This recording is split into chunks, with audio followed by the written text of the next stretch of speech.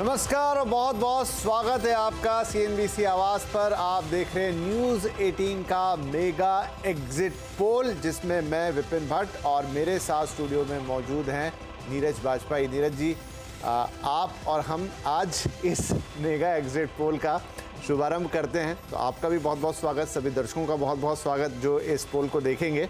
और कुछ ही देर में, यानी कि बस अब 6 बजने वाले हैं, चुनाव जो आज का मतदान है वो समाप्त होगा और उसके बाद अगले आधे घंटे में हम नंबर पिटारा खुल जाएगा 6:30 बजे। 6:30 बजे, क्योंकि ये इलेक्शन कमीशन का आदेश है कि 6:30 बजे के पहले आप कोई एग्जिट पोल का नंबर ना दें, तब तक दर्शकों को इंतज़ार करना होगा।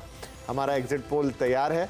और हाँ जी, मैं कह रहा था कि चुनाव संपन्न हो गए हैं, कि तो 2 मिनट और हैं अभी और मेरा अनुरोध है कि अगले बार के चुनाव 30 अप्रैल से पहले संपन्न करा लिए जाएं। बहुत गर्मी है, बहुत गर्मी है इस बार। बिल्कुल बिल्कुल बहुत गर्मी है। और एक बड़ा पॉइंट निकल कर आया है, जहां पर शायद चुनाव आयोग, देश की सरकार, सबको नेक्स्ट टाइम के लिए तो सोचना ही पड़ेगा कि थोड़ा इस गर्मी के माहौल से पहले या फिर इसके बाद, लेकिन इस दौरान चुनाव ना हो तो बेहतर है।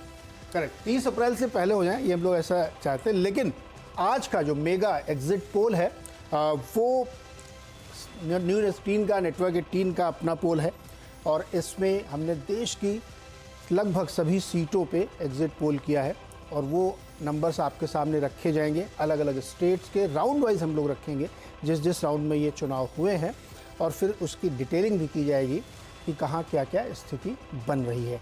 तो थोड़ा इंतज़ार, और एग्जैक्ट नंबर के लिए, एग्जिट पोल के एग्जैक्ट नंबर के लिए आपको थोड़ा इंतज़ार करना पड़ेगा। इस बीच आपकी स्क्रीन पर जो नंबर्स दिख रहे हैं, ये 7वें चरण के 5 बजे तक हुए मतदान के नंबर है। कितना प्रतिशत हुआ है, तो पश्चिम बंगाल से स्क्रीन पर था कि 69% हुआ। बिहार में करीब 49% मतदान 5 बजे तक रिपीट हो सकता है। नंबर, इतनी गर्मी के बावजूद भी लोग आए निकल के, इसलिए उनका शुक्रिया कि वो लोग आए इतनी बड़ी संख्या में। हालांकि कम था मतदान, बहुत, जैसा हम लोगों को हमेशा लगता है कि और बढ़ चढ़ के मतदान होना चाहिए, वैसा शायद मौसम की वजह से भी नहीं होता होगा, क्योंकि बहुत गर्मी थी। लेकिन फिर भी इतने लोग निकल के आए, काफ़ी बड़ी बात है डेमोक्रेसी के लिए। हाँ, सही बात है। और जो शुरुआत के 3 चरण थे, वहाँ पे ज़रूर बातचीत हो रही थी कि मतदान का प्रतिशत कम रहा, मौसम, लेकिन उसके बाद धीरे धीरे चीज़ें बेहतर होती चली गई। और वाकई ये काबिले तारीफ़ है कि इतनी प्रचंड गर्मी के बावजूद, जहाँ पर लोग खड़े खड़े बेहोश हो रहे हैं, या हम देख रहे हैं कि AC फटने की घटनाएँ हो रही हैं, पाइपलाइन फट रही है, मतलब एक्सट्रीम टेम्परेचर है, 50 डिग्री टच कर रहा है उत्तर भारत के तो कई शहरों में, लेकिन बावजूद उसके अगर इतनी वोटिंग हो रही है तो ये काबिले तारीफ़ है। जी हाँ, बिल्कुल। तो अगले आधे घंटे में हम लोग बहुत कुछ चर्चा करने वाले हैं, और उसके बाद फिर एग्जिट पोल के नंबर्स हम लोग फेज वाइज सामने रखेंगे। टर्नआउट का नंबर आपके सामने रखा हुआ। विपिन प्रसाद, तो मेहमान भी जुड़ चुके हैं मेरे ख्याल में। जी हाँ, तो काफ़ी सारे मेहमानों की फहरिस्त है हमारे साथ। डॉक्टर धनंजय गिरी साहब, जो कि स्पोक्स पर्सन हैं, प्रवक्ता हैं BJP के, वो हमारे साथ जुड़ गए हैं। अनिल यादव साहब कांग्रेस से जुड़ने वाले थे, लेकिन क्या जुड़े हैं मैं कंफर्म करूंगा, क्योंकि ये बड़ा सस्पेंस रहा। कल कांग्रेस ने पहले, या फिर इंडिया गठबंधन ने कहा कि हमारे कोई प्रवक्ता नहीं आएंगे, लेकिन आज दिन भर कुछ सुगबुगाहट रही कि शायद आ सकते हैं। अब फाइनली पता नहीं क्या होने जा रहा है। अंतिम सूचना तो थी कि शायद जुड़ेंगे, हाँ, तो हमको इंतजार करना चाहिए। हालांकि बहुत असमंजस की थी, लेकिन आखिरी सूचना थी कि शायद जुड़ेंगे वो लोग जी। तो देखते हैं क्या स्थिति बनती है, और मेरे ख्याल में जुड़ना चाहिए अब तो। हाँ, देखिए, प्रजातंत्र का चुनाव है, हार जीत है, सब कुछ है, तो जुड़ना चाहिए, आना चाहिए। ठीक है, इंतजार रहेगा। Sunil Yadav, spokesperson Samajwadi Party. किशोर तिवारी साहब शिवसेना के नेता हैं, और उद्धव बाला साहब ठाकरे शिवसेना, बता देना ज़रूरी है। शेखर अय्यर सीनियर जर्नलिस्ट, और सज्जन कुमार साहब political analyst. Professor Ravi Ranjan भी हमारे साथ जुड़ेंगे, जो कि फेलो है राज्यसभा में, प्रोफेसर पॉलिटिकल साइंस।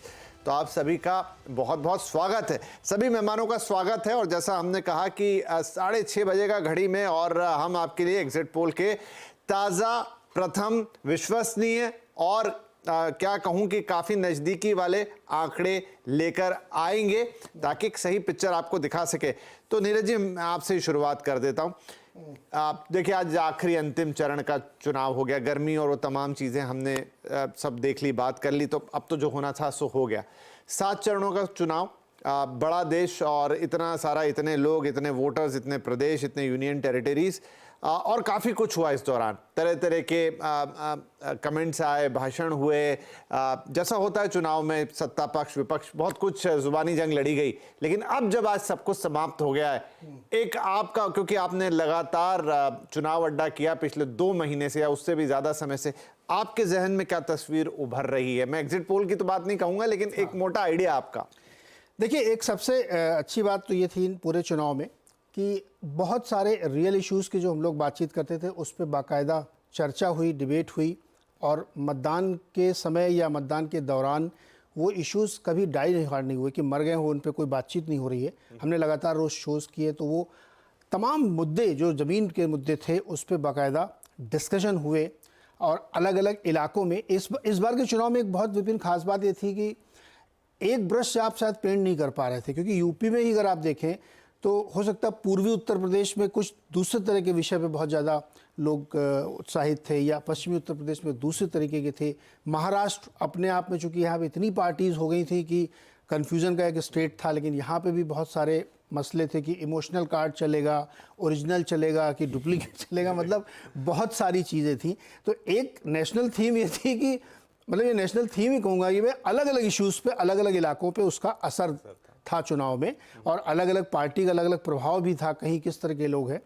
दूसरा, बहुत वोकल होके लोग बोल भी रहे थे। ये अच्छी बात है कि डेमोक्रेसी में लोगों को बोलना चाहिए, और अपने जितने रिपोर्टर्स जाते थे, जितने लोग ग्राउंड पे जाते थे, तो वो बताते थे कि लोग बोल रहे हैं इस बार दोनों तरफ। ऐसा नहीं कि लोग खामोश हैं, चुप हैं।